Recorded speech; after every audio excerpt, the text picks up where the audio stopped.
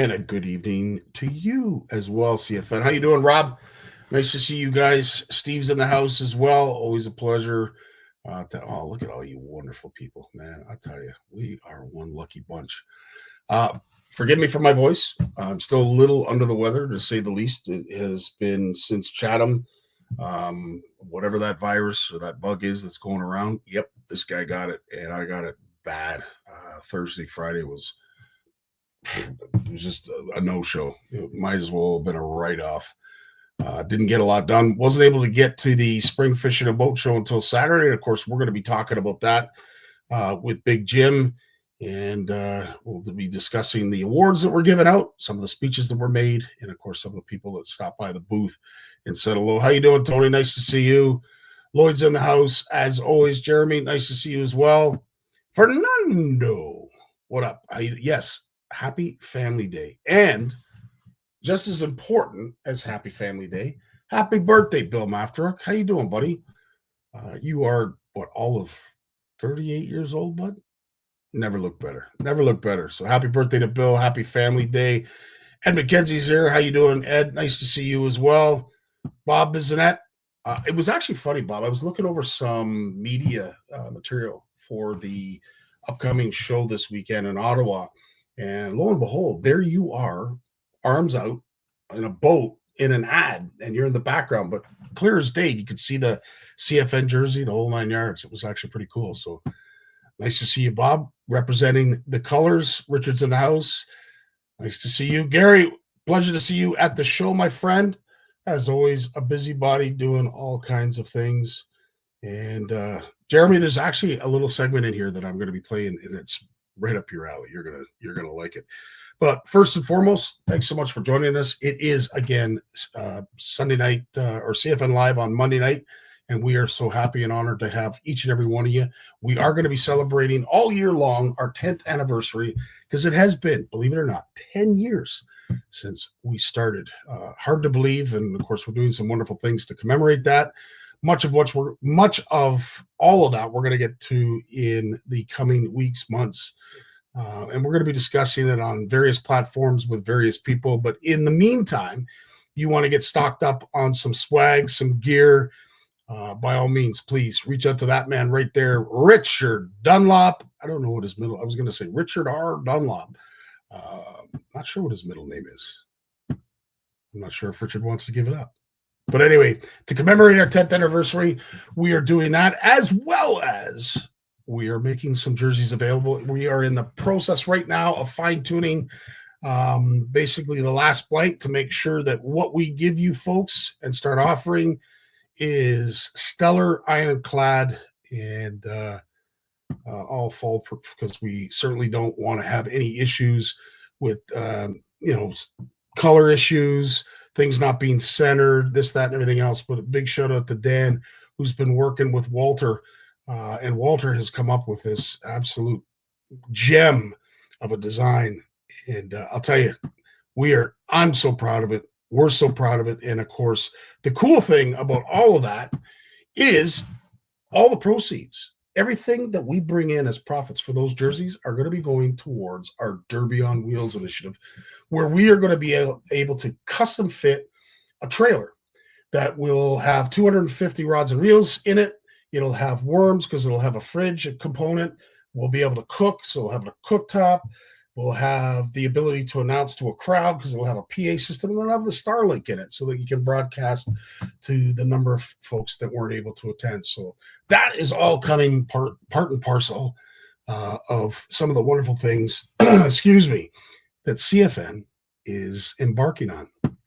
Also wanted to bring this date to your attention, February 22nd, up at Matagami. The wonderful folks up there are having their annual Pike Ice Fishing Derby. There's a lot of money to be won. Use the QR code, get yourself registered. There is still just a little bit of time, not much, just a little bit of time. And of course, you can get up there, hopefully in the nick of time to get a line wet and hopefully better your chances at taking home that $10,000 prize. Something I wanted to share with you folks. I don't know if you saw this video or not this week, but holy smokes. If you are someone that likes kayak fishing, stick to the freshwater.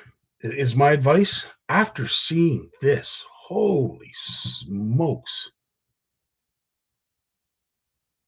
Yeah, that's exactly what it looks like. I don't know if you saw that up close, and I was hoping to edit it so that I would get a bit of a close up to it. But what that is, they're kayaking. I'm not 100% sure where that is, but I'm going to say it's South Africa somewhere. And that whale completely engulfed that kayaker. Luckily, he was all right. He's got one heck of a story to tell. But I think if there is any message that we can take away from this, don't do this alone if you're going out in big water like that. Because I don't know what would he have done had his partner not been there. Just, I don't know, food for thought. Keep that in mind because, again, we don't want to lose any of you. It's a wonderful sport, but be safe out there because things can go nasty in a hurry. Yeah. Hey, how we doing? It's awesome. I love seeing you guys here. This is wicked. Really appreciate this. And all those who stopped by the OFC Nation booth, I also want to say thank you to you as well. It was awesome just seeing folks stop by and thank us for what we're doing and keep up the great work. Pats on the back. It was awesome. Really appreciate it. And of course, I wanted to wait till I was feeling a little bit better, so I wasn't passing anything on. So again, thanks to all those who had the patience. A bunch of other events that we have upcoming as well. I'm not going to get to them because we want to get to our special guest tonight, which, of course, is Scott Sprague from the Ottawa Boat and Outdoor Show. But I also wanted to mention our CFN retreat up at Horwood Lake Lodge. That is August 10th to the 16th. If you are interested and there's still room available, please get a hold of Warren and Doris and get your butt booked in a bed. And it is Monster Monday. Without that, it wouldn't be a Monster Monday without mentioning, of course, our OFC Nation retreat up at the wonderful Camp McIntosh. If you're interested, please make sure to get a hold of Andre and Tracy. We'd love to see you join us in September and have the same kind of fun that we have each and every year because it truly is that. And it's remarkable fishery, so you will not be disappointed. And speaking of fisheries, this is for you, Jeremy, and for all those out there who love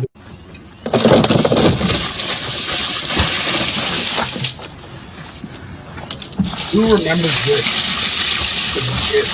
Some may still do it. I don't know. I know, Jeremy, you do it.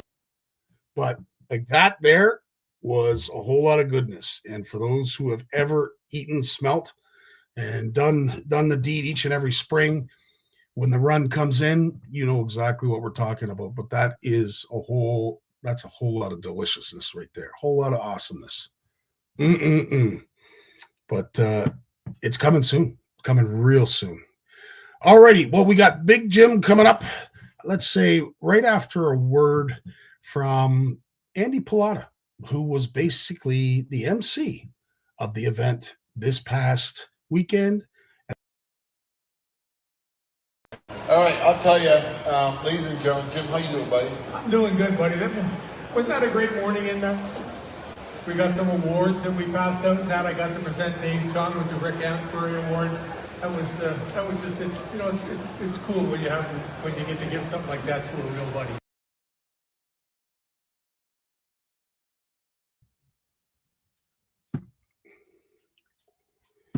There was, Jim, the weekend that was at the Spring Boat and Fishing Show.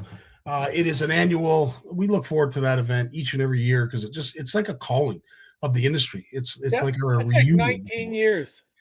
I was just going to ask you, do you remember how many years you've been going back and forth? Yeah, 19. That's why Andy wanted me there so bad. He said, you have to come because I've been in so much pain that I it's ridiculous. And you saw I had to sit in the chair. Yes. And it was really cool though. When I did the presentation to Dave Chong for the Rick Amsbury Award, it was kind of cool because the guys almost got in a fight seeing who was going to put a chair on the stage for me. Oh, that's hilarious. And a lot of names were brought up by Andy, by yourself, during that segment, that opening that we just watched. That actually went on for almost a half an hour, right? It was, and I'll tell you, you guys didn't miss a beat. But You know, there were so many incredible names that you brought up during your speech. But how was it to be able to present to a personal friend of yours? Yeah, well, that's just really cool, and like I didn't want to, Dave, we were joking back and forth about like I wanted to go up with about 25 sheets of paper and drop it on the podium, and like it just watch everybody go, oh my God, no, it's going to be talking for an hour, right? So one of the high points was after I brought Dave up in that, and we presented him with it and everything else. He takes out a speech, and it's about 6 pages, and he's shuffling them. And I look out at the crowd and go, oh, like this, because he said the laugh that went through the place. Because everybody always sits at those things, Even when I got awards, I was in a rush to get out. You know what I mean? Yeah. Just, the bacon's gone. Let's get out of here. And I have to ask, like, did Dave get into fishing sometime after you, or like, where did you? Well, yeah, he told me one night. In fact, we were sitting here one night talking about, I don't know, it's probably like 7-8 years ago, and he told me that one of the reasons that he got into fishing was he saw me constantly winning stuff with trophies and like boats and trucks and stuff, and just having a great time and catching the heck out of fishing. That's what put he already fished, but that's what put him toward fishing tournaments.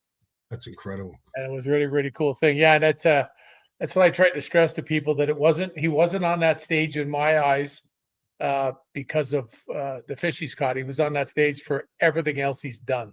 Mm-hmm. True enough. And just like I said, one of the things I was very happy to see was another person was put in the angling Hall of Fame side. Mm-hmm. Was Steve Cuppy, who he started an agency in Canada years ago. We had he originally had Garmin. He had it wasn't originally, but it wasn't in the beginning for him. He had Daiwa and a whole bunch of hunting brands and things too, and whatever. But there's a guy. He fished all over the world too, and he fished a lot, and he was there. But he was a guy that was more remembered for the business side of sport fishing. Yes. And it's not just about taking kids fishing or being a tournament fisherman or doing what he did. It's about all those, and that's why you see a lot of people. And I mentioned Roger Cannon. I saw him. I hadn't seen him for a while. He used to be my boss when I was in Rapala. And he's 81 now, and he was out. He was having his bacon and eggs and his orange juice, and with the boys chatting, and hung out at Rapala for a while, and away he went. And it was just really cool. It's because he's also like in the Angler Hall of Fame, and Dave Chong will be there. He will be there. It'll happen. It has to. But no, it was an absolute honor to present him with that. It was an absolute honor. He told me when he found out I was going to be doing it. He told Andy. He said, "Wow, I couldn't even have dreamed that Big Jim would come all the way here to do that." And as you know, I had something happen on Thursday, so I spent 5 hours driving to Oshawa. Something comes up. I'm in Gagnon's parking lot. I just got there and go, oh my God, I made it. 5 hours. It usually takes me 2 hours and 20 minutes. I get there. I have to turn around and drive, literally get back on the 401 and go back home. I get home here at 5:30, 6 o'clock. I'm here for 20 minutes. I turned around. I checked in the hotel at the International Center, the Sheraton there at 10. I think it was 10:08 or something. Yeah. I checked in. So that's the way my day started. And when Andy said to me, you didn't have to come, I looked at him and I said, are you nuts? Yeah. It wouldn't be the same if I didn't come. I'd rather have missed the whole show before you don't get to do things like that too often in life. Yeah. No, and Jim, presented it like I've done. I think I've done 4. I've done 4 because I did Yvonne Brown, which was an absolute honor too. I did Pat Pagano and his buddy for the tournament that he does. Mm-hmm. Nino, Dave Chong now, and who else did I do? I did another one. They came to me last minute once and said to me, "Can you?" I said, "Well, geez, I hardly even know the guy." You know what I mean? It was who was that? Yeah. Who was that? But anyways, I went up and I didn't tell jokes or anything. I just went up and I didn't have any to tell. Well, that's funny. Well, you not being able to have a story about somebody, I tell you, that's a first. You better write that date down because that doesn't happen. Hang on, I'll get my pad out. No. Exactly. Here we go. Oh. So, speaking of shows and of course, the glitz and the glamour of these big shows and what they represent, not only to the industry, of course, but to the anglers and the vendors that come to them. One of the takeaways that I had, Jim, that you and I spoke about just before we went live at this past spring show on the weekend was the venue where you guys were speaking. Like from a visual perspective, that was one of the prettiest looking stages I've seen. I mean, with the way he puts the big screen up at the side and all that stuff, and he's got the big tank there and everything. Like we used to have the tank in Ottawa at the Aberdeen Pavilion. Yeah. And when it was the sportsman shows, and it was it was always a draw. People liked it. It was great. But I think we do just as well now with the seminars the way they are. It's I don't think the tank's a necessity now when you use PowerPoint and you have photos and pictures and people get to talk with you and interact with you directly. I think that's when you're up on the tank, you're kind of separated from them. Yes. And I remember a few years ago, the first time that I didn't feel safe going on the tank because of the issues I'm having. And I told that to Ron and Leo, or Ron and Leo, that I was going to do it from down on the stage and just lean on the edge of the stage, have my PowerPoint thing and do it there. So I ended up talking to the people in the front, getting them to help me with things and do everything. And Bob Mahoney came to me after and said to me, "Wow," he said, "don't you ever go back up on the tank again, even if you get better." Like the rapport with the people like that, getting them to hold a lure for you or pull a line to show how to adjust a drag so you get them involved with you. Yeah. Not up on the tank. You're right in front of them talking to them, and that way you become your buddy. Amen. Seeing is believing. Yes, absolutely. You know what? We all learn visually. At least I know I do, and I do so very well.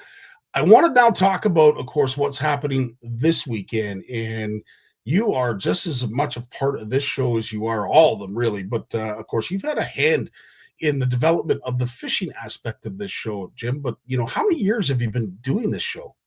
Well, I know I went to the Ottawa, I think it was called the Ottawa Sportsman Show when it first started. Yeah. And I remember going to the very first ones because I had my store. We had just started the store, and I had some affiliations with other stores up there and that, and doing them on that. But we realized the other day, I said to Tammy, I said, "How many years have we done the kids casting pond now? It's got to be coming to 25 years." And she corrected me and said to me, "Well, your daughter went the very first time she went to a show was at that show, and she was 7 years old, and she helped out at the pond. Well, she turned 37." So this is the 30th year that I've been doing that, and the last few years here now, I've always arranged the fishing seminars too, even when we had the tank and everything else. But we have a great lineup again this year. We've got Dave Chong, we got John Anderson and Lisa Goodyear, the Muskie folks. We've got Aaron Dodds in there, the kayak dude. He does that great event for Children's Hospital where they raise money. So hopefully we can draw some more light to that. Plus, he's going to do a presentation on kayak fishing for us. And I mean, he's as good as they come at kayak fishing. He understands everything right from the nitty gritty. And we've got local retailers. We got Peter Larman in there. We got Lawrence is going to do one for us on his new center. It's like Kara Carmichael's back. I'm just trying to think them all in my head. I have them all lined up, Jim. We'll probably get to them when we talk. Okay, yeah. But in regards to that, as I said, you've had a hand in some of these people's careers. You've certainly watched them grow as anglers, and I sometimes I catch myself thinking about how you perceive some of these individuals, and I can just imagine how proud you were handing that trophy to Dave, watching him turn into the angler that he has, and some of the others that you just mentioned that are going to be presenting up in Ottawa. It's, I don't know, I admire it because I can only imagine what it means to you. I'm just waiting for the first time that I have someone that I feel really has something to offer and does a seminar that started casting at the pond. Because I told you about the one young lad that came into me with the Bassmaster Club trophy that he pulls it out of the bag, and he was so excited about that. And that, of course, was the one that said you used to date my grandma or whatever it was. Whatever it was. What a tough crowd. But, What a tough crowd. Well, without further ado, let's bring in yet another huge cog in the wheel in regards to this show and its evolution and, of course, its creation and what it's turned into. And in the short few years that I've been associated with it, Scott, I have to commend you and your people for putting on one heck of a gala. Well, thanks for that, Scottie. Nice name, by the way. Brilliant man you are. But no, listen, I'm happy to be on with you guys tonight. I'm happy to be up in Ottawa, ready for the next edition of this show. It's my favorite one of the year, and I think we're going to have a fantastic weekend. And and I owe a lot of thanks to Scottie and Big Jim and the entire fishing community who allowed us to, I guess, take this boat show, inject angling into it, and year after year we continue to push on this. And this year, those will see when they come out that we've gone to another level yet again. And it's just a wicked combination of on the water passion. Boat and angling go hand in hand. They're a natural combo, and we're pretty proud of this year's event. That's awesome. Before we get to the Made in Canada tackle component of the show, which we are absolutely honored to be a part of, some of the notables that we need to talk about, obviously there's a lead into the show. Are there giveaways at the door? I mean, these are some of the things that I'm sure that you want to get out there so that folks that may be on the fence about going are going to grab that opportunity and see us down there on the weekend. Yeah, 100%. I mean, first and foremost, we have a presenting sponsor this year, and Orbit Marine Insurance have come on board to sponsor this event and 5 others with us across Canada this year. So a big shout out to the gang over at Orbit for stepping up to support our event.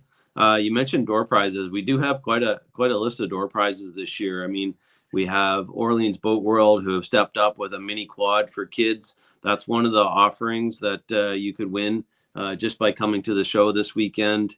We have a 6,500 watt generator, compliments of Rockland wheels that someone can win. There's a chainsaw combination. We have towables, so from Maple Marine. So we got, and the list goes on. So yeah, there's a lot of pretty neat opportunities there for people to win just by coming out to checking out some of the great things we do have at the show. So that's just value add, right? I mean, when we look at the lineup that Jim has put together on this fishing stage as well, it's going to be a great outing for those who want to come out this weekend. And we'll get to the speakers in a sec. I just wanted to touch on what Jim had said about the pond. I can't believe he's been doing that for as long as he has. Truly remarkable. But if you could speak on from behalf of the show, what that casting pond for those kids means, not only to the show, but to the city of Ottawa. It's a fantastic addition. I mean, it's part of growing the sport and getting kids out on the water. To be able to offer this at the show. This is hard water season, so there's not as many people obviously getting out, but but Jim's program of the casting pond, he basically brought it to us when we took over this show pre-COVID and suggested that the kids casting pond has been a staple, needs to continue, and boy, was he not wrong. I mean, the casting pond's busy hour after hour. Jim and his gang do a great job putting together, promoting it. There's prizes for every kid who steps up to cast the line or try to cast the line. And it's just a great feeling to see those smiles as they step up. Really neat stuff. 100%. Yeah, Jim, as I said, it has been a mainstay for as far back as I can remember. But of course, all the kids that go through and you start to see them as they grow. Can you remember back, what was the most number of kids you had go through that casting pond in a day? I remember it was back when Minto sponsored it. Robert Greenberg, our buddy that owns American Bait Works now and all that and everything. And of course, when Minto and the Greenbergs do something, money is not a problem. I mean, they used to landscape it. It was beautiful. It had trees and had an extra little pond in the middle. They'd have a little bridge that kids could walk over and things like that. It was just, it was an amazing thing. But once again, this takes a monster amount of money to do this. And this is something that they gave back to the community. But when we had it at the Aberdeen Pavilion, I mean, we had Dave Mercer there. We've had we had Bob Azumi. We had so many people. It was just something. But that's when you had the real big commitment from the industry back then. You know, we had Shimano's booth, Rapala, Humminbird, Minn Kota, every fishing company, everything else, and then things just changed. They just changed. And now with Scott being open-minded, and we do all this and betting some money on it, it's bringing the whole thing, like, it's coming back. There's more and more people every year at the show to do with fishing.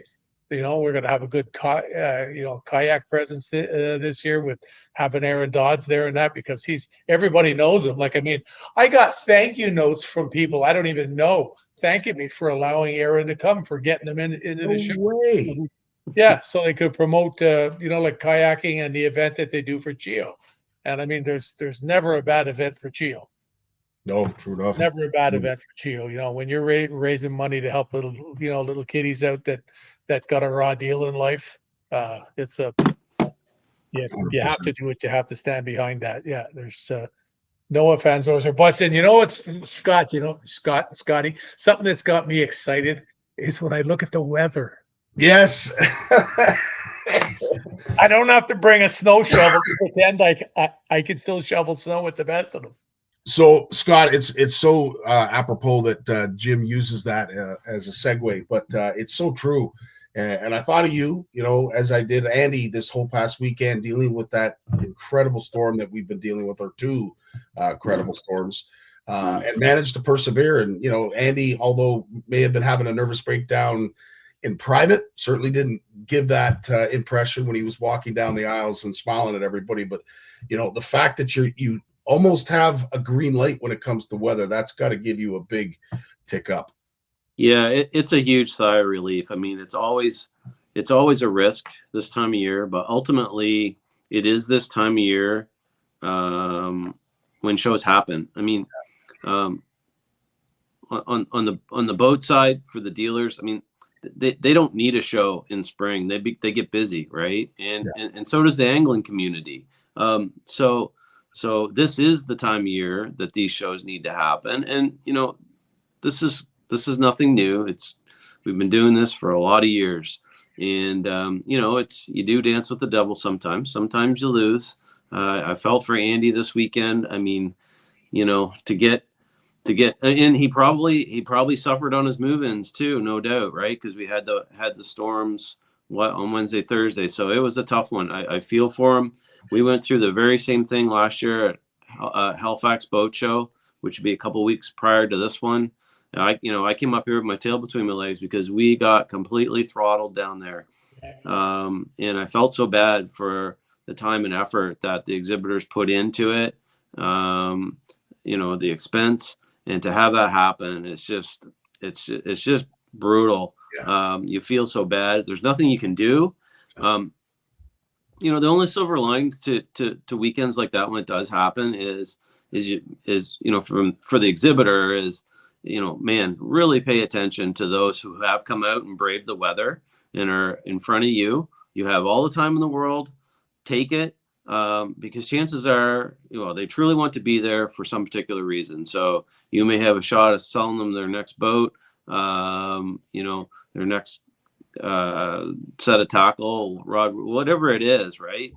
You have to appreciate the fact that customer come out. So I've seen weather events at shows where, a little harder on the retailers because they need quantity, right? But like on the boat dealer side, as an example, I've seen it time and time again where those that come out, they came for a reason. So there's been situations where their unit sales weren't that far off for that particular day, right? So it is a lot of times it is quantity over quality for sure. So we'll go over the speakers, Jim. Maybe we'll do one by one. I did put a little bit of a video together so we could talk about some of the stuff that they are going to be discussing. Of course, this show is this weekend, and we will start with the one and only Rob Jackson. Rob's not with us this year, buddy. Oh, he's not with us. No. Oh, okay. Well, the picture changes, and we move right on to Aaron Dodds. Yeah, he's a new one right there. The kayak guy I was telling you about that does the big event for Geo. Yeah. That's a great event. Like it's they've raised I forget how much money. It's like tens of thousands of dollars from kayak fishing. It's just incredible. He's a really good guy, and he's a heck of a fisherman too. And you know, when you see a kayak equipped like that, things are coming. It's still untapped. It's going to get bigger. It truly is. It is the part of the sport I think that is growing the biggest. I mean, leaps and bounds. The kayak industry is it's overtaking the boat industry. Am I allowed to say that, Scott, without getting in trouble? yeah, for tonight you can say that. Yeah. Get it out of your system before you arrive to the facility, please. All right, and now we have Peter, of course. Peter, yeah, does some incredible things. Yes, for big radio tackle. Yeah, yeah. I was tackling him on Facebook today. I told him, I said to him, I'm coming to your seminar. I better get some tips because I know where you work. And I put up the boxing glove on the side of the head thing. Eh?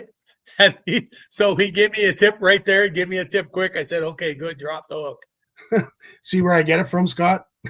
Yeah, honestly. There's a great lady, Cara Carmichael. She was a new mom there last year, the year before, I guess it was. She's got a beautiful little guy, and she's going to be giving us some stuff. There's my buddy, true icon in the Canadian fishing industry. 12 tips. I'm going to heckle them. I'm going to count them. I'll have the clicker out. Ashley Gray, she was at the show last week. In fact, I sat beside her at the breakfast when I was giving Dave the award. Yep, great female angler, does a lot of stuff in kayak fishing. Now there's a good-looking guy. Eh? That's scary. Boom, shagalaga. Just like they say, 2 minutes for looking so good. That's it. Absolutely. And you're going to be doing a presentation on the Saturday. Yes, sir. Jim Wilson, who's a local angler. Yeah, he's been really getting in fishing, really poking into Lake Ontario, and not spending a ton of time down there. The ultimate charter captain. Yep. Rig and meal. The guy does it for a living. He's done a lot of the testing of stuff, final testing for Loomis on rods. He did some of the final stuff on the Dipsy and planer board rod stuff for G Loomis. That was when we have all. That's when we have all those nice photos from Lake Ontario. Wow. Yep. Daniel. And I'm not a very big gar. I'll bug him. He might not be watching. Daniel is a great guy, absolute great guy. Participates in everything that there is in the fishing industry. He's going to talk about fly fishing for gar, bass, pike. Yep. Because this is his forte. This is what got him into angling was fly fishing. So he knows a thing or two, that's for sure. And then of course I love Lisa. Oh, whoa! There's a force to be reckoned with. She can catch muskies with the best of them. I put her name and just there. It's all there is to it. She knows how to do it. She's a wonderful person. She's always so appreciative of everything you do. She always sends me a nice note. Thank you for including her and stuff like that. Yeah, great, wonderful person. Amen. And I mean, she does it for a living. This is what she does. I know. And then that's her partner in the Ottawa River, John Anderson. He's been at it forever. Knows everybody on the sun. He was not too well there last year, but he's got himself back on track and he's at it. Yeah, and I will say it's nice to see that you just mentioned his health is allowing him to do this and join us. Because we weren't 100% sure, and our thoughts and prayers were certainly out for him in hopes that he was going to get better, and he certainly did. And nice to see that he did. He's going to be presenting again on this. And he catches some big fish. Oof. And you never have to ask him to do anything. Like every year, I go to him, I say, "Hey, are you in for this year again?" And he say, "Yeah." What made you think I wasn't? That type of thing. It's always good to have these people. 100%. Now, Some of the new things, Scott, I know you touched on a couple of them at the beginning there. Are there any other notable new things that you wanted to mention before we get into the Made in Canada? We've got, right off the top, we've got more boat dealers than we've had, which in this economy is a fantastic thing. We've got inflatables on the floor this year. We haven't had those in the past. When I look at our raw exhibitor count, the number is the highest that it's been since we've taken on the show. When I look at our fishing content, I see about 25% of our total exhibitor is now angling. That's another huge step forward. So, electrification on the boating side, that's a big thing. So there's that on the show floor. No, it's going to be in power sports. We're going to have more. We've got Yamaha corporate there for the first time in a bunch of years. Wow. And a bunch of dealers stepping up, bringing their off-road components. So we're rounding out this event. It's going to be fantastic.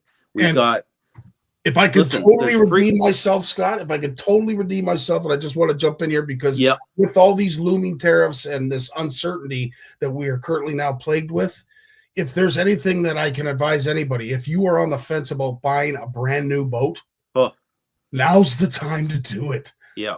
Because it's cash. You're paying on the price of today, not the price of whatever the heck it's going to be when the boat is finally built. Well, that's right. The boats that are on the show floor came in pre-tariff, right? They come, and so this will be the third event that I've done this year. One on the RV side, one on the boat show side, and the public is fully aware, mostly that, and so the dealers haven't had to say too much about it. The customer understands what's going on here right now, and so if they're in the market,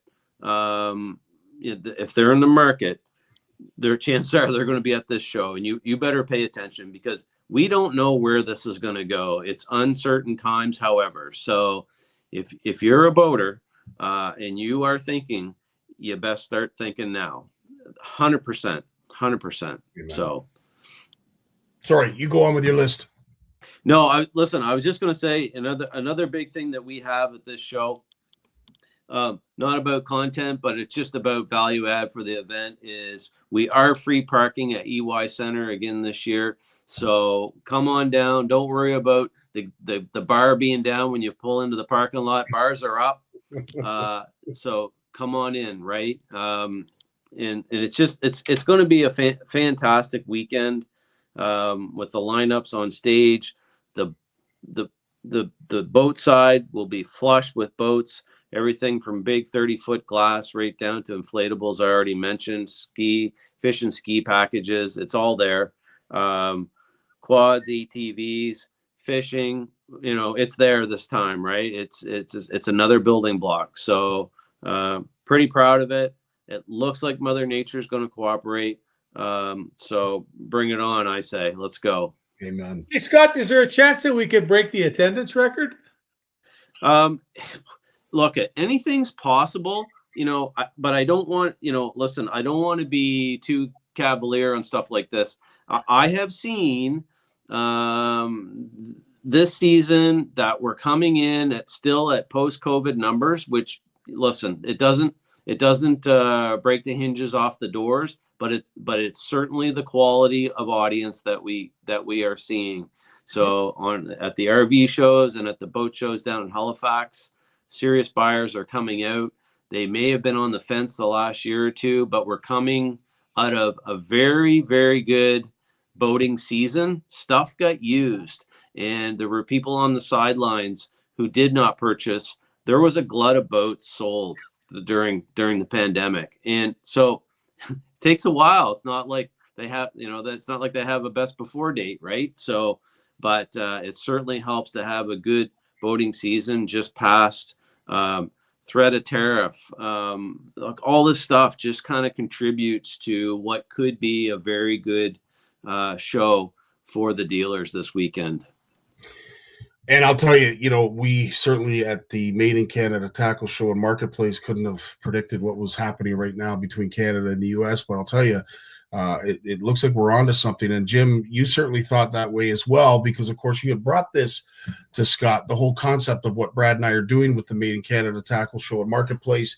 And it tweaked Scott's interest. And then once you and I had a conversation, and first and foremost, Jim, I can't thank you enough for allowing this to even happen. Had you not had that conversation, it's my industry. Yeah. Well, God bless you for it.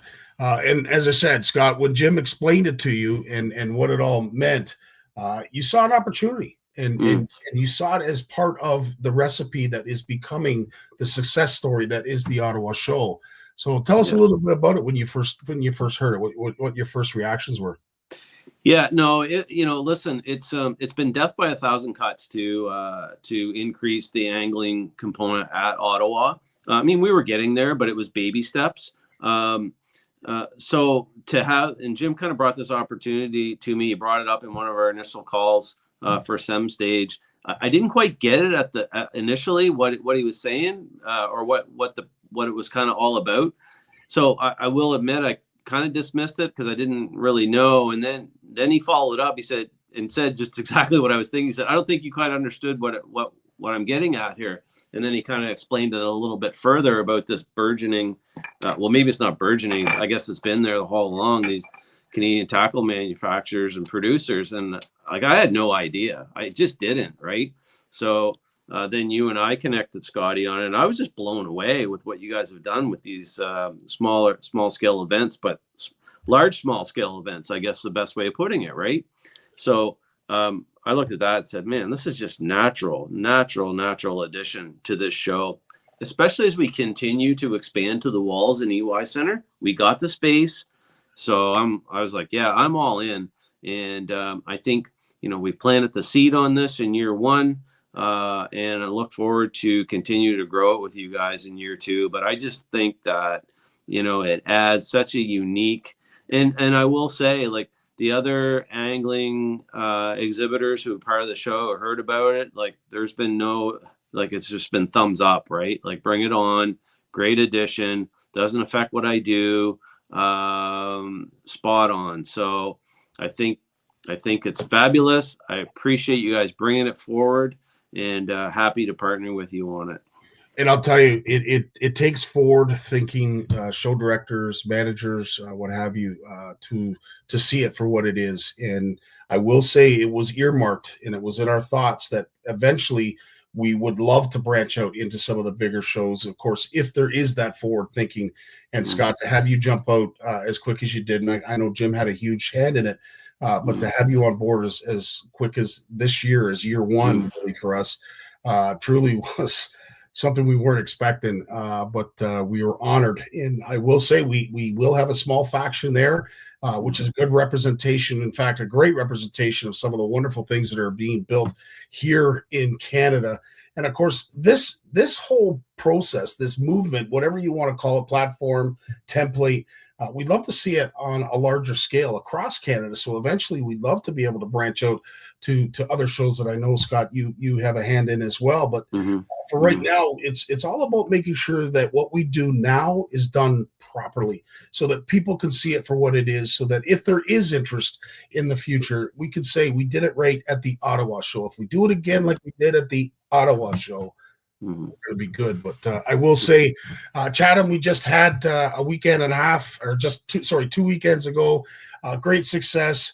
We built a lot of excitement, I think, when it comes to the Ottawa show. And I know it is a big distance away between Chatham and Ottawa, but we were building on some of the buzz that was Chatham. And when people had heard that there was an opportunity for them to see this at the Ottawa show, I have to say, Scott, we heard quite a few people that were excited amongst the crowd. So looking forward to see what this is going to turn into, to be honest with you. I think we're going to be just as surprised as you are. But as you see some of the vendors that are going to be partaking, and basically what we do when it comes to promoting these small vendors, as I said, we're just taking a small page out of Jim's book, because if there's anybody in this country that has done a fantastic job promoting the little guy, it's this guy right here. And I've learned everything from him. So tip of the hat to you, Jim.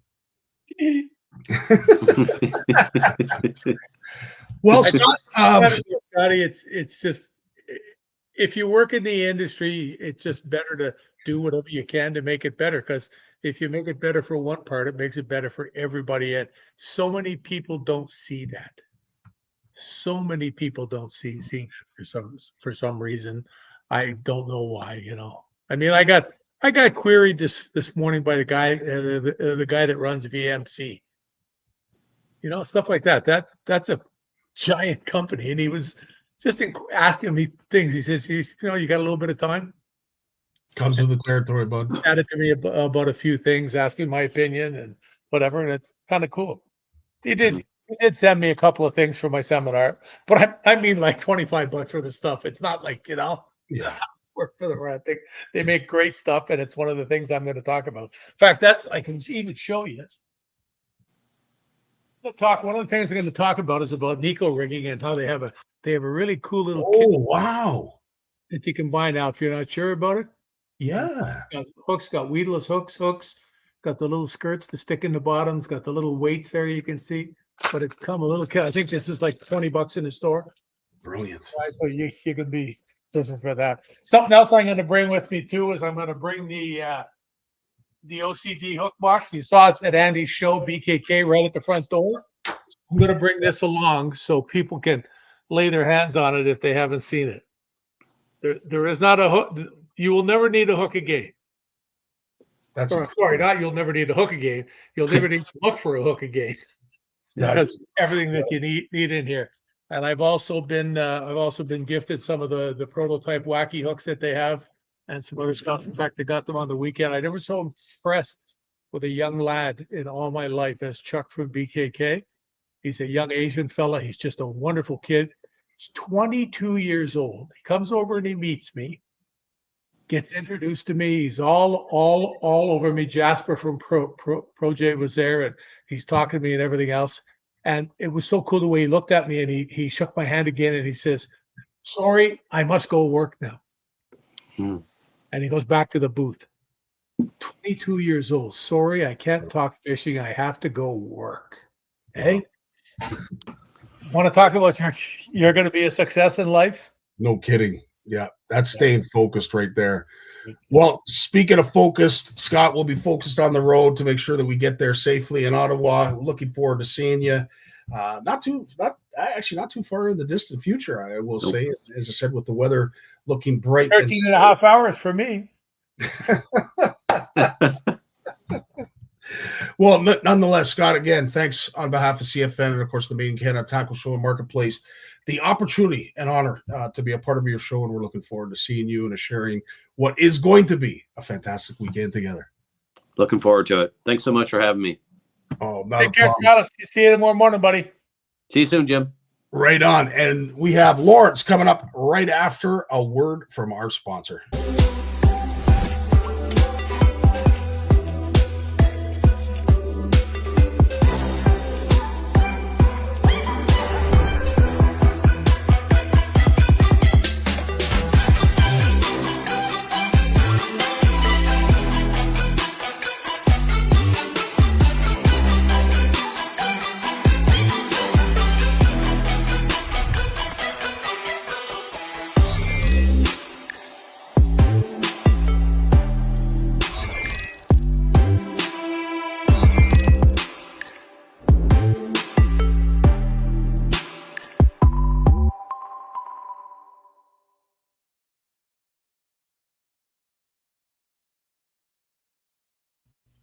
There he is, the master of disaster, the one and only Lawrence Gunther. How you doing? Doing good, buddy. Doing good. I'm sorry you're not feeling better.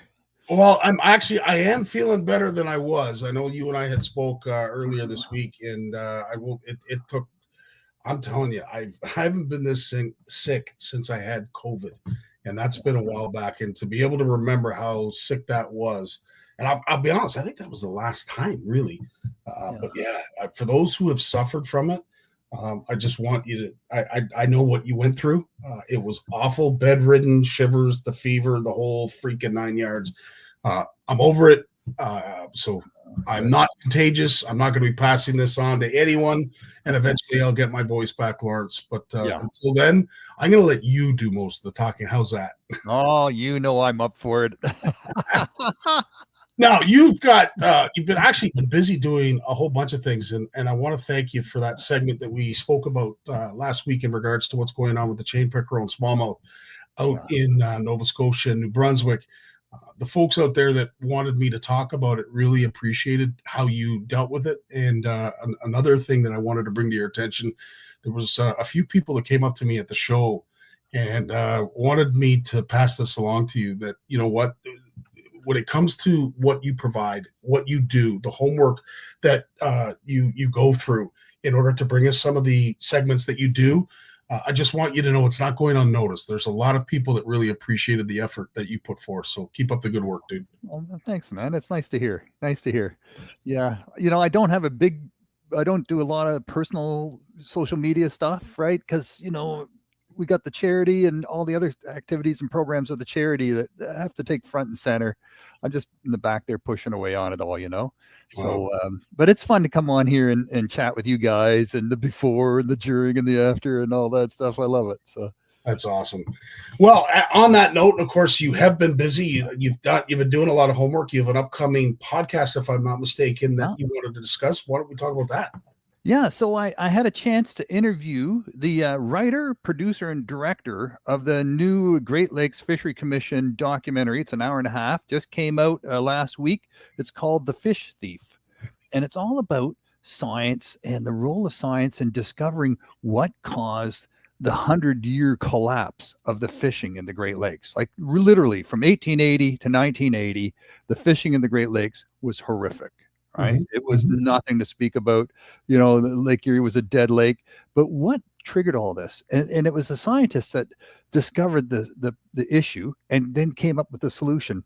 And he did a whole documentary on this. This is not his first documentary. This is his second one on Great Lakes. He's done over 400 videos and documentaries. You know, he does this full time. He did another one about 10 years ago about the origins of the Great Lakes, how they got started and their whole evolution. So this guy knows his Great Lakes, you know. So we were talking about the Great Lakes and, you know, the fish thief and all of that. And I'm not going to give away the storyline there, but you can just, if you Google the fish thief, you'll find the website and you'll find the links to watch the documentary. So there's my plug. But check out the podcast on the Bluefish Radio Show. You know, look for the Bluefish Radio Show on your smart speaker, whatever you stream your podcasts on. It just went up yesterday, I think, and you can listen to my conversation with Lindsay, and we got into discovering what's going on with the Great Lakes next. And you know, I've been going to a lot of meetings with the Canadian Water Agency and International Joint Commission and the Great Lakes Fishery Commission and all these, you know, giant think tanks of scientists and bureaucrats and regulators who are really working hard to get the Great Lakes into a recovery. You know, after a major industrialization that lasted over 100 years, and ended up leaving 43 areas of concern, which are these giant areas of the Great Lakes where there's super contamination that's taken place. And 17 of these 43 areas are being rehabilitated. And some say it's close to complete. Some say we'll never be able to really turn our back. We always have to monitor this stuff. And, you know, so there's a lot of cleanup work that's happening. You know, Lake Erie has never been better. The fishing is absolutely amazing. Lake Ontario fisheries are just extraordinary. The lake trout in Lake Superior, Huron, and Michigan are fully restored. You know, the Great Lakes couldn't be healthier. I'm not saying it's perfect. I'm not saying we still don't have mercury and there's, you know, these new chemicals, forever chemicals are being released. You know, these PFAS chemicals that we're so addicted to with our paper straws and our non-stick frying pans and waterproof clothing and on and on and on. But, you know, the lakes are in great shape. And we were talking about that. And he said to me, he said, Lawrence, he said, you know, there's industries being drawn back into the United States. There's a big push to bring industry back to the United States. Mm-hmm. And that's for jobs and security and, you know, the whole make America great again, all that. we all hear about that in the news. He said, but what we, you look at the big picture. He said, there's no real water left in the South and the Midwest of the U.S. anymore. Those water aquifers have been tapped out. The water tables are dropping. They're having droughts that last years at a time. We see this with the forest fires and all through the Rocky Mountains, California, and the whole stretch there of the West Coast that have been going on and off for years now. He said industry needs water. They're going to locate near the Great Lakes. All that industry that's being brought back to the United States is going to locate themselves near the Great Lakes. That's a guaranteed source of water. 21% of the Earth's surface water. The Earth's fresh water is located, the surface water, not the stuff that's, millions of miles underground, but anything you can access is located in the Great Lakes in North America.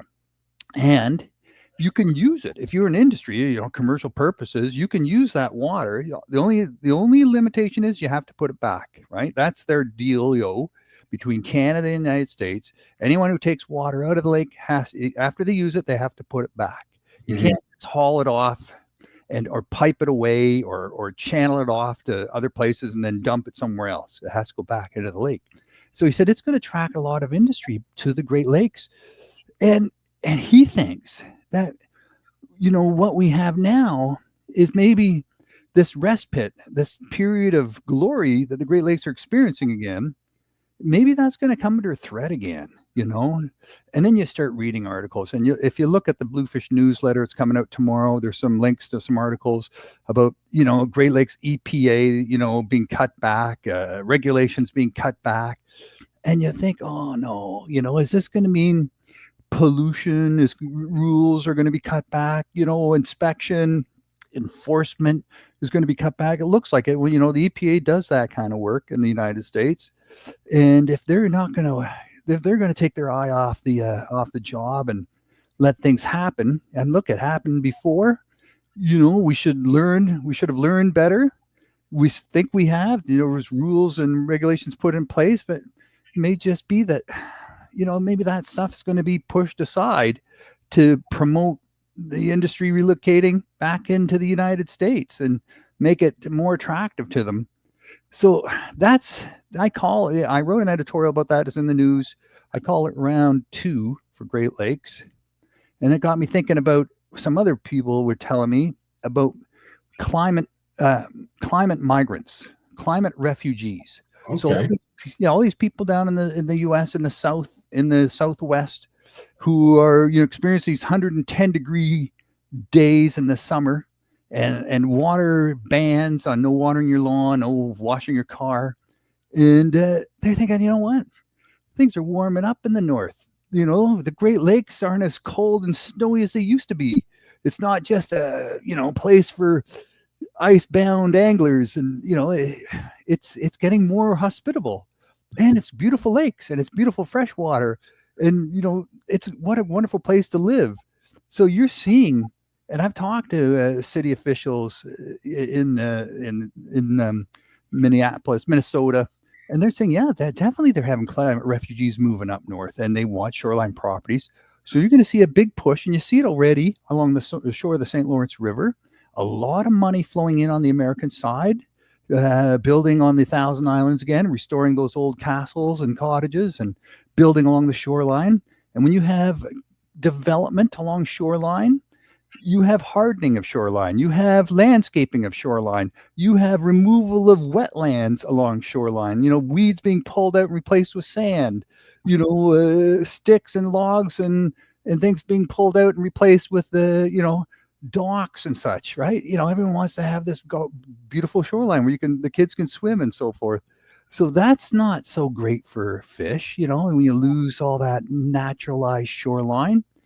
So that's kind of like around 3 maybe, and then you think about the fact that the last 10 years have been the warmest years on record. You think about the fact that, ice coverage on the Great Lakes is shrinking every year, less and less, and that's being documented. That goes back to the 1970s. It's sort of the trend is there. It's obvious. They're measuring it.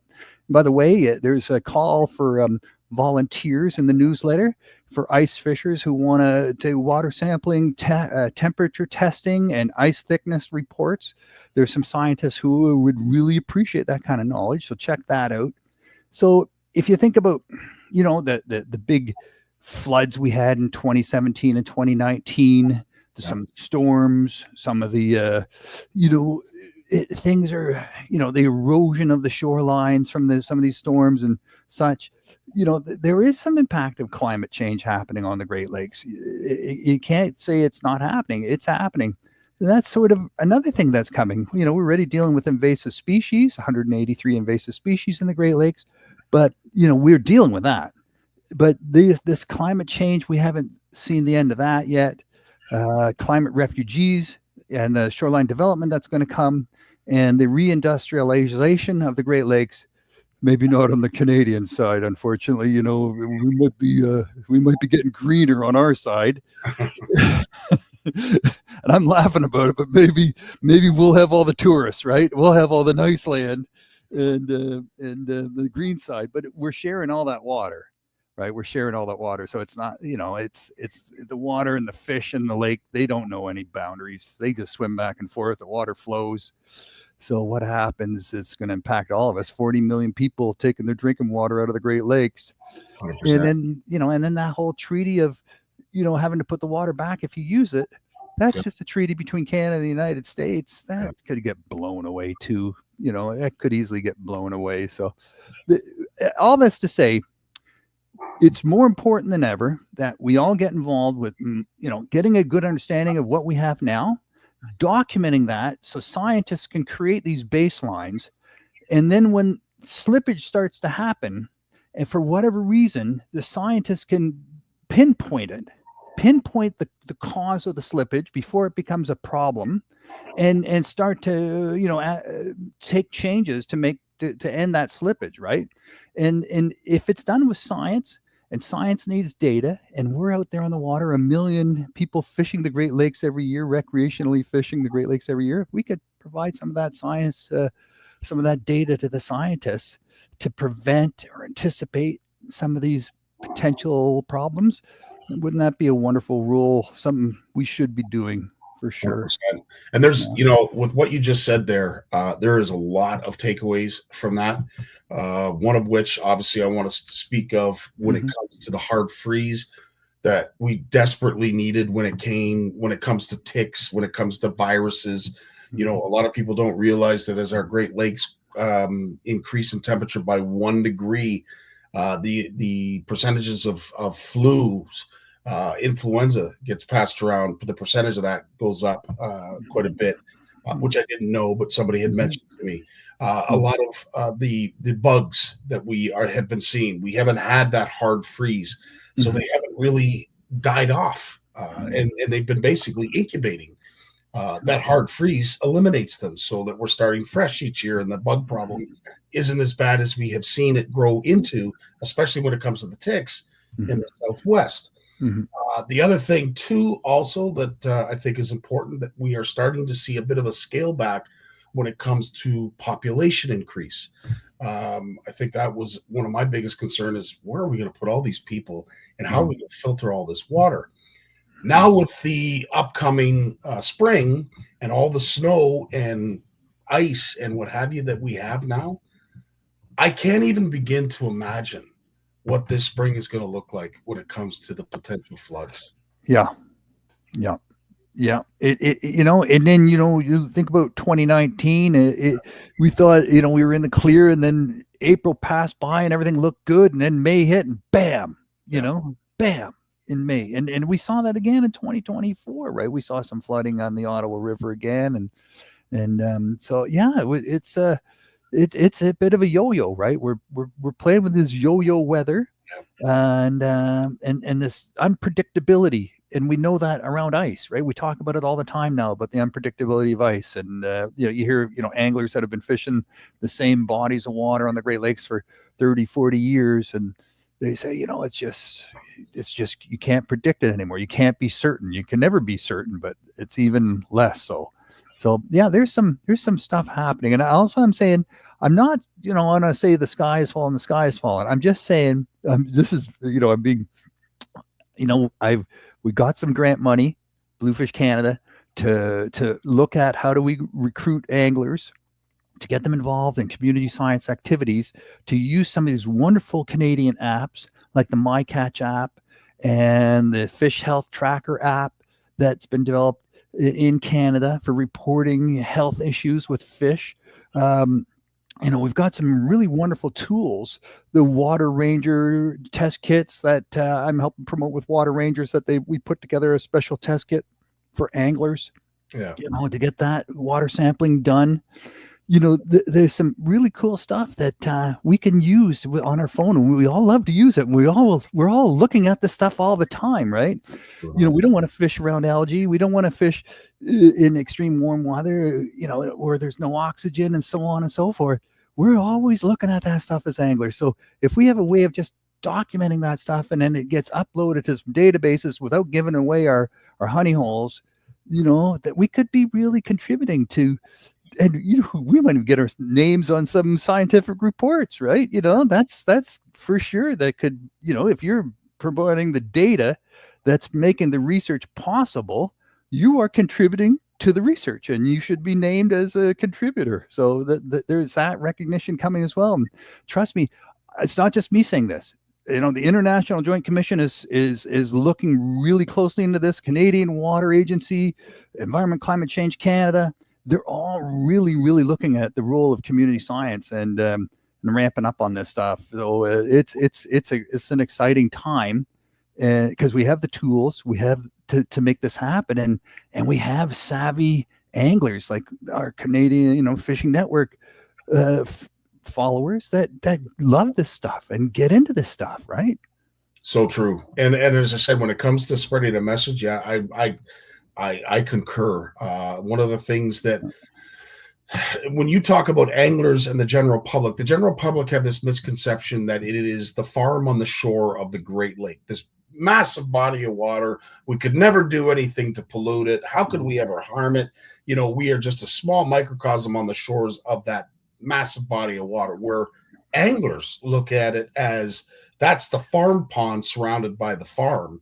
And we have to be very careful how much pesticide we put on our fruit, on our vegetables, and anything else that we grow. Keep, as much of the steer away from the water as we can to, keep down the effluent and blah, blah, blah. But yeah, it's how things are perceived. And if you are one of the many people out there that perceive it as a farm on the shores of the Great Lakes, and you're not with us as the farm pond that's surrounded by the farm, I can totally understand where the misconception is and the disconnect.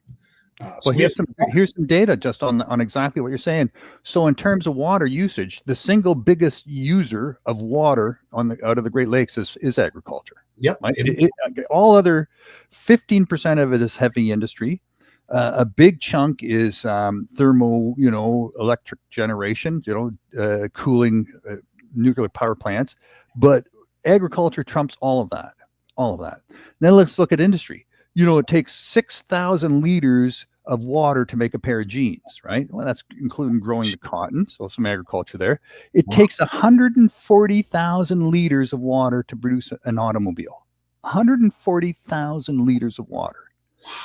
We're taking on average 33 million liters of water are being taken out of the Great Lakes and used every day. 33 million liters of water has been taken out of the Great Lakes and used and then put back. So there's a lot of, and just so what's going in our sewage treatment plants in any big city, it's about 75% of it is commercial activity, right? So it's cleaning, it's industry, right. 25% is personal use, household use. Incredible. Some staggering numbers there, I'll tell you. Wow. We do have a question from our beloved Steve Shaw, who asks, Lawrence, do you think the warming of the waters has contributed to different types of aquatic vegetation growth we've noticed? I've been fortunate to fish in the south a bit and along the eastern coastline. And the more you go down to the warmer water, the crazier the shit gets, right? Like in terms of the fish and the, everything changes. Because when it's the longer, it's when you have a cold water and things get dormant, everything grows slower and everything moves slower. And everything has to take a little breather, right? So lake trout take longer, cisco take longer. All these native fishes of the Great Lakes take a lot longer to grow up. But if you go down south, man, these things they're at it year round, 365 days a year. They're going at it. So it's just a more vicious, more aggressive plant life and animal life that happens in warmer water. Amen. And you can see it happening in the Great Lakes, right? Things are getting more, a little more bananas, right?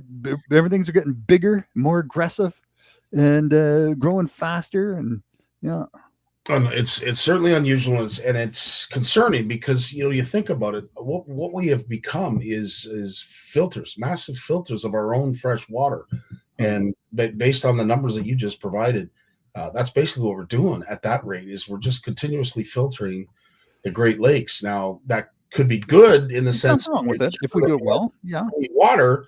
Yeah. But now that you're taking the nutrients out, and what's that going to do, as you mentioned, to the fish, and how's that going to affect our fisheries? So, well, people think clean water, clean water, clean water. Look, I can see all the way down and see the shipwrecks in the St. Lawrence River. It's not amazing, but clean water is not a healthy ecosystem. It's just H2O. Exactly. It's just H2O. That's all it is. And if you take all the nutrients out of the Lake Erie that's flowing into Lake Ontario, the fish population that, is making those salmon grow into, from 0 to 30 pounds in 3 or 4 years, that's pretty high energy fish growth, right?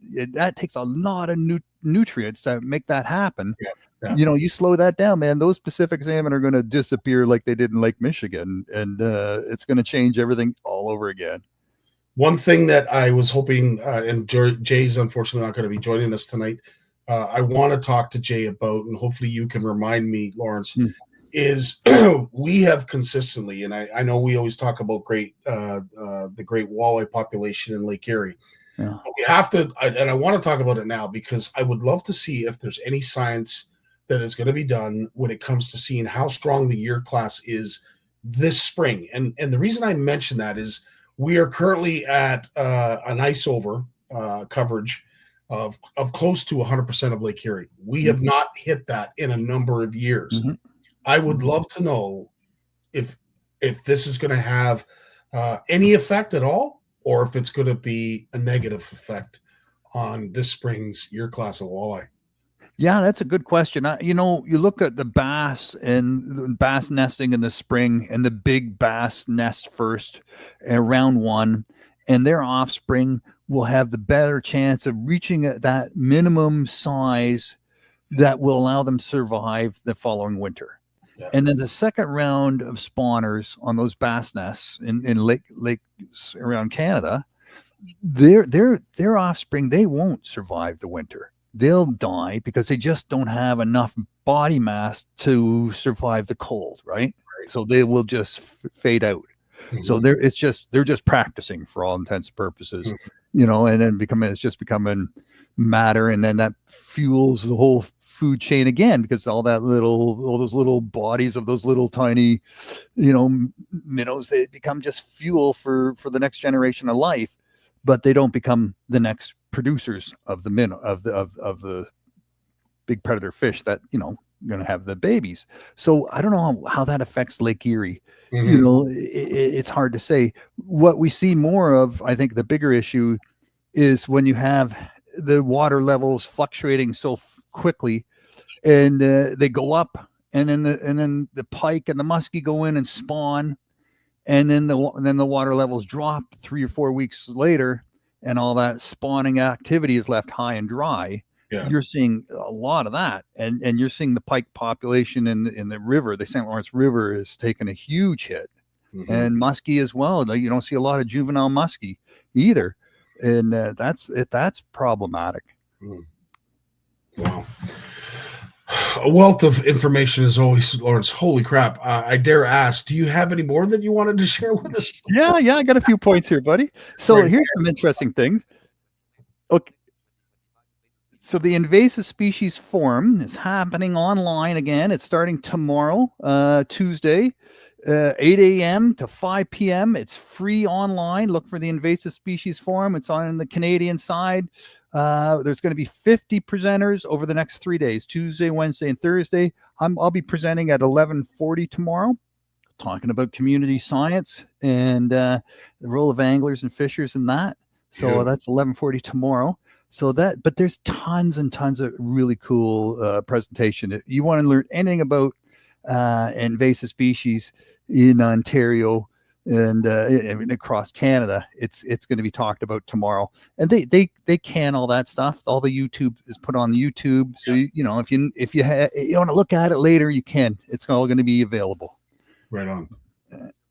And the theme is advancing community action, right? So there you go. Again, more community involvement in preventing the spread, identifying the spread, monitoring the spread, and addressing the spread of invasive species, right? Like we're on that now, and we have to be, because it turns out now people who boat and fish are the biggest spreaders of invasive species now, right? It's not the big ships. The big ships brought it. Now it's the little boats bringing it around. So yeah, we got to get on top of that. I just love these new initiatives that we're taking on when it comes to citizen science, and the fact that we have biologists and folks from our M&R that are looking and seeking out for angler input on certain issues regarding whatever it is that we're faced with. I tell you, I'm grinning from ear to ear for a reason, because it may have not have been like this in the past, certainly not to this extent. And big tip of the hat to the folks at our M&R for listening. For taking this opportunity and using it correctly, not using it as just a springboard to get off our chest whatever it is that's pissing us off, that we're actually doing it for the right reasons. So that's awesome. Oh, for sure. And just so zebra mussels and quagga mussels, it's not just located in Great Lakes anymore. Even Alberta is ramping up their efforts, right? Alberta, zebra mussels. What the hell did that happen? I heard that they were starting to show up in some of their bodies of water. That's sad. There's a new White Bear Lake, that's the whole Johnny Morris Bass Pro Shop thing. They're having a special art competition for young people for the Great Lakes. So there's always been, every year at this time, there's an art competition, but it covers mostly the United States, but Canadians enter, and I always like to keep track of the Canadian entrances that who win or come in or show or whatever. But now they're having a specific competition as well within that for the Great Lakes. So get your kids color in their favorite fishes and look up the requirements for entry. What a great opportunity for your kids to have their artwork rewarded, and see the other artwork that's being produced from children all over North America. I was going to say, is there a link at all, Lawrence, that we're going to be able to share with our CFNers? And if we have some... Yeah, it's in the newsletter. It's in the newsletter. Okay. Yeah, good. But I'll email it to you. Okay. Okay. I'll email it to you after. Yeah. Love to get some of our next gen CFNers involved in that, because I know they love to do their coloring. We see it on full display at times. So looking forward to that. I know one more item that you wanted to mention. Sure. Yeah. So there's also a link to a recording of a webinar that the International Joint Commission Science Committee had last week. It was a 1 hour. 4 or 5 top scientists were talking about microplastics in the Great Lakes. So this is now, microplastics is seen as one of the top 10 threats to the ecosystem. And it's not just, they're swallowing microplastic and pooping it out. It's in the fish, right? It's in the fish. It's in the flesh of the fish. It's in the brains of the fish. It's in their organs. And, so they're looking at where they're finding microplastics in the Great Lakes, in where they're finding it in the fish. And it's an interesting call to action as well. A lot of it depends on community science as well, but they're really good scientists there. There's also a link to that in our newsletter. If you want to sign up for the newsletter, just send me an email at director@bluefishcanada.ca, or just go to the bluefishcanada.ca website and sign up for the newsletter right there. And we try to keep that archive up to date as well. So the newsletter should be there soon, or just have one of your friends forward it on to you. And But yeah, that's that microplastic webinar was a little disturbing to say the least, you know.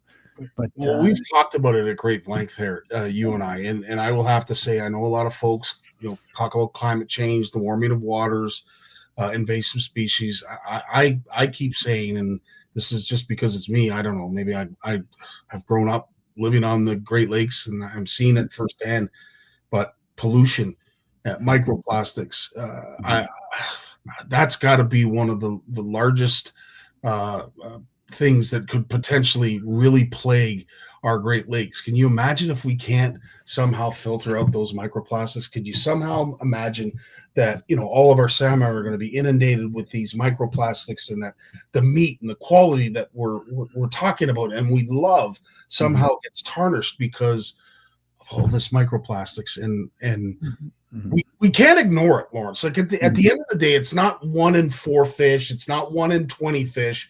It's way more than that. Yeah, it's even in the zooplankton, the phytoplankton. They eat the crap. They don't understand it, and they're eating it. Exactly. And it's not just plastic. I mean, if it was just plastic, that'd be one thing. But what happens is these little tiny plastic molecules become little sponges for chemicals, and the chemicals are absorbed in these little tiny plastic particles in different types of chemicals, and then they have little chemical reactions within the plastic particle. It becomes some sort of little chemical bomb. Yeah. Right. And you eat enough of that. You digest enough of that crap, these little planktons, and and it starts to screw with the base of the food chain.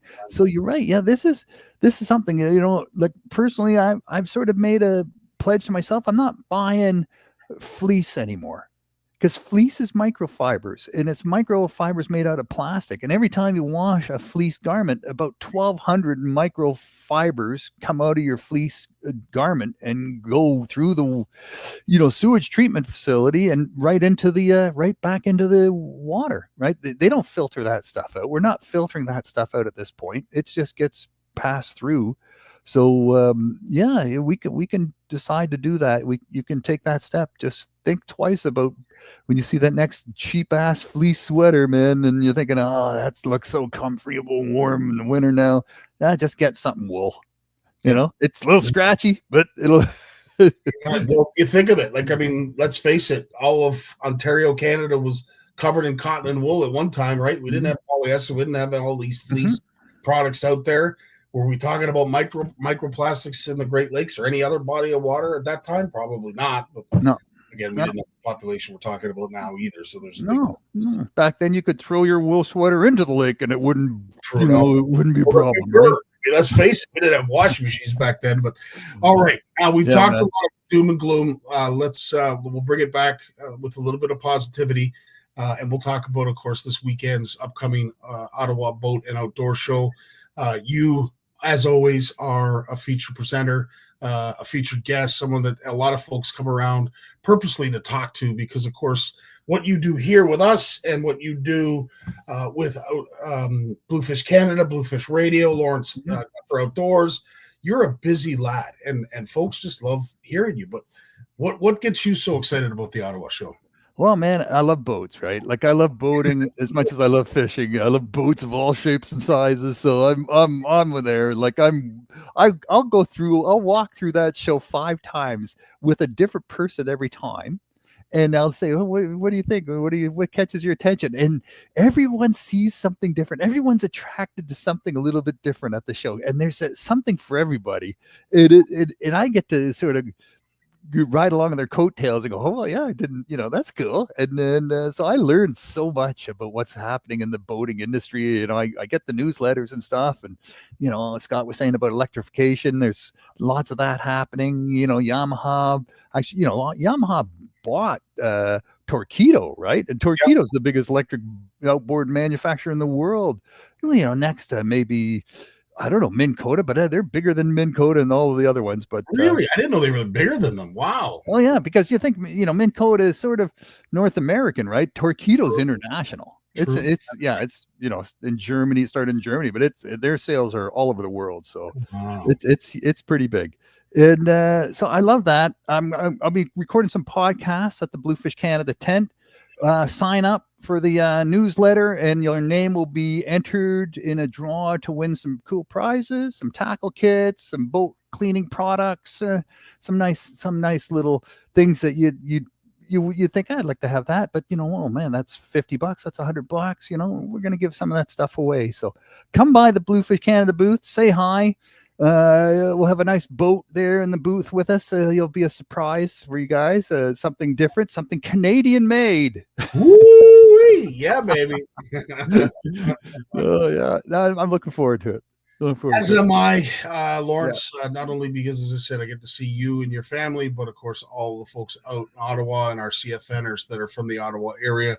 I truly love this show. It certainly has a forward-thinking team behind it that is certainly looking to grow it in a positive light, in a positive way. And again, I can't thank Scott and his team enough for all they do. And of course, everything that just emulates Ottawa, I'm looking forward to seeing as well, because we have some longtime friends. Now, when it comes to the show itself, Lawrence, how many years have you been doing it? Since 2006. Jeez. Yeah. Oh, and yeah, a few years now, and it's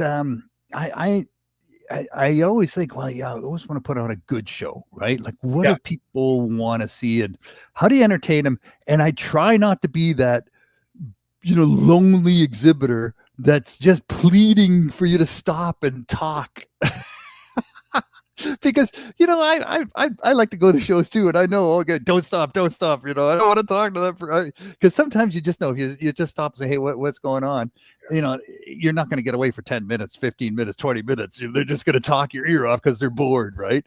But I try not to be that person. That's awesome. Well, Lawrence, I look forward to seeing you and the family this weekend. Safe travels, and man. Yeah. See you soon, buddy. We'll share a few stories ourselves together. Oh, yeah. I look forward to giving you a big hug, man. Attaboy. Right on. Yeah. Take care, bud. All the you best. too. So that is our show. It was a quick show, which is great. We were not interrupted by the pager. I want to thank Scott for joining us tonight. Of course, Jim as well. He's busy. Just got back from the spring show, and now he's running out to the Ottawa show. So lots happening, lots going on. And of course, we're looking forward to being a big part of it as well. This weekend, we're looking forward to seeing you out at the Ottawa show. Come to the EY Center. You will see the date and times there. Of course, tickets. I'm not sure what tickets are costing. I should have asked Scott that. But parking is free. Can't beat that, man. Parking is free. And the Made in Canada Tackle platform, me and my good buddy Brad will be there to shake everybody's hand, point you in the right direction when it comes to setting up your booths. But we're really excited. Should be a great, great time. Have yourselves a great week. We look forward to seeing you in Ottawa. In the meantime, stay safe, enjoy fishing, and get out there and enjoy the outdoors. Right on, boys and girls. Have yourselves a great week. Love you. All the best.